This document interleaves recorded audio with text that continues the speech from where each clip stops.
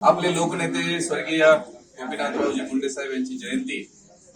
आणि आपण पाहिलंय की जनसंघ ते भारतीय जनता पार्टी हा प्रवास करत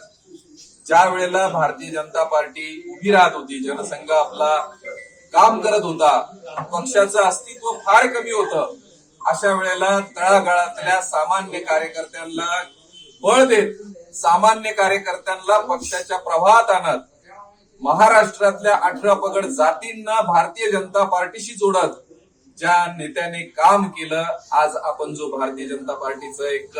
चांगलं स्वरूप बघतोय, त्याच्यासाठी आपलं आयुष्य दिलेलं, आपण पूर्ण आयुष्य झिजलेले असे माननीय स्वर्गीय गोपीनाथरावजी मुंडे साहेब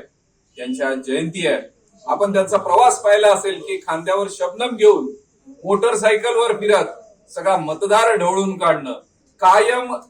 कार्यकर्त्यांच्या जाळ्यात राहणं, कायम सामान्य माणसांच्या जाळ्यात राहणं आणि सतत प्रवास असेल, सामान्य माणसांचे प्रश्न घेऊन आंदोलन करणं असेल, संघर्ष करणं असेल, हे सगळं शिकवण्याचं काम, माणसं घडवण्याची कार्यशाळा ज्याला म्हणता येईल असं व्यक्तिमत्व माननीय गोपीनाथरावजी मुंडे साहेब होते. आणि म्हणजे अगदी मी सुद्धा त्यावेळेला महाविद्यालयातून निघून नुकताच नोकरीला लागलेलो होतो आणि त्या काळात त्यांच्या संपर्कात आलो. त्यावेळेला त्यांची सोबत राहिल्यानंतर जी ऊर्जा मिळायची, जी प्रेरणा मिळायची, सामान्य कार्यकर्त्याच्या खांद्यावर हात ठेवून चालणं आणि बोलणं जे